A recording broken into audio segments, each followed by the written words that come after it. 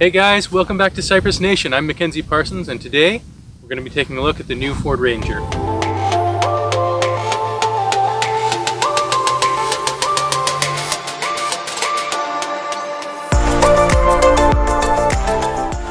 So we're going to take a look at some of the features on the Ranger and what its capabilities are, and we're going to go into a bit of an analysis about the vehicle, and I'll give you my opinion about it. Without further ado, let's take a look at what this thing is.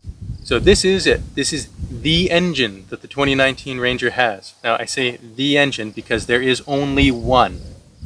So that makes it simultaneously the best and the worst engine in the vehicle.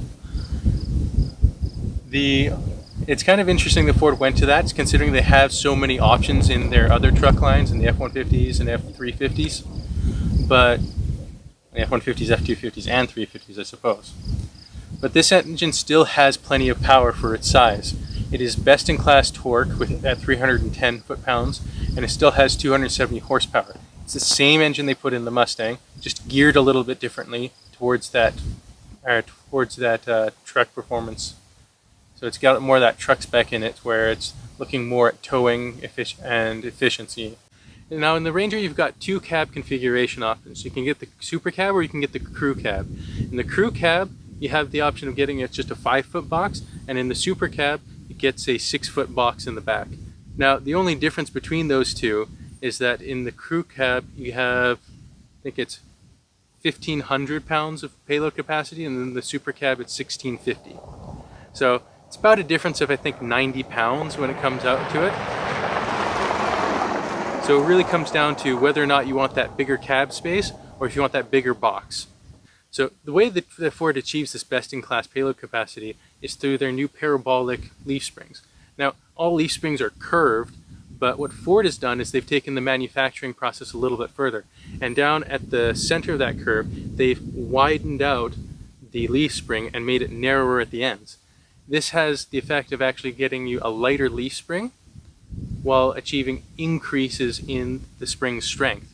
So you see the same capability that they have in the F-150s in their mid-size trucks. Now when Ford brought the Ranger to North America, they took the bumpers that they were using in Europe and in Australia and basically threw them in the bin.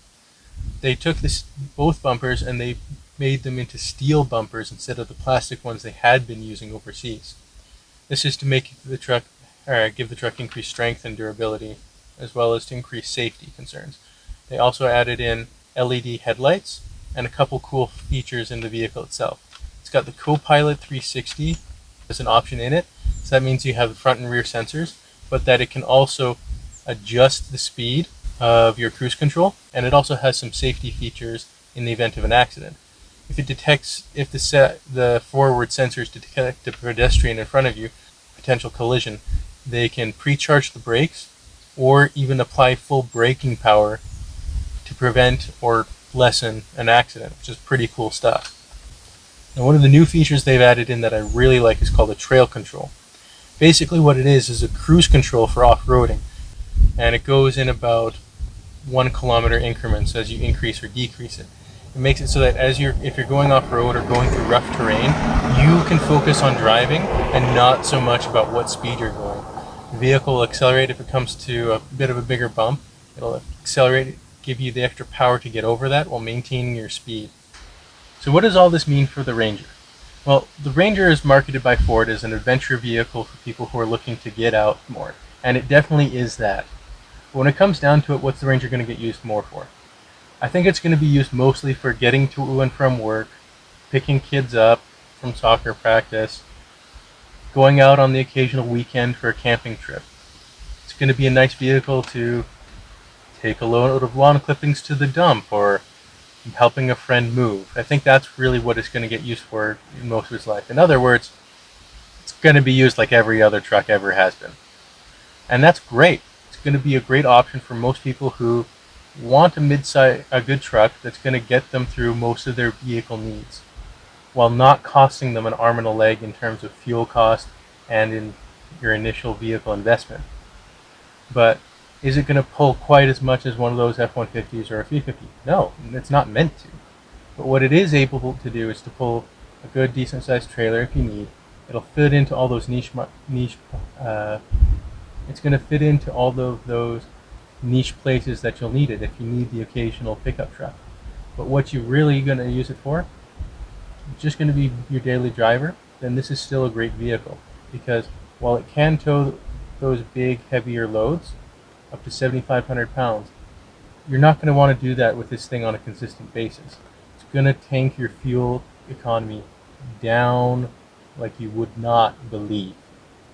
If you're using this more as your daily driver, take a couple things around town, it's going to suit you great. And I think that's really what it's meant for. The suspension and the frame that Ford's designed this vehicle for is designed for strength and for rigidity. So that means it's going to be an excellent, safe vehicle to take your kids around in. It's going to be able to handle whatever you put on the back of it up to its recommended tow capacity. But in the end, it's going to be used for an actual truck and an actual vehicle. This isn't some crazy Jeep off-roader that you're going to be taking out all over the place. This is going to be something that you're going to use from day to day, and that's something, frankly, I think you're going to love. Every time I've gotten into this thing to drive it somewhere, it's put a smile on my face. It handles like a dream. You're not going to feel like you're driving around inside of a tank like you do in some larger trucks. It gives you a sense of freedom while not giving you the restricted sense that, oh no, now I'm going to watch all the money fly out of my wallet for gas money. Instead, it lets you have that freedom and have that option available, and I think that's really what the Ranger comes down to. It gives you the freedom to be versatile with what you need. Thanks for coming in and watching our video today, guys. If you liked the video, hit the thumbs up below and make sure you subscribe. We'll have another video out for you next week. If you guys have anything that you think that we missed, or if you want to show us your thoughts on the Ranger, I'm looking forward to read what you guys write in the comments below. Catch you guys next time. This has been Cypress Nation.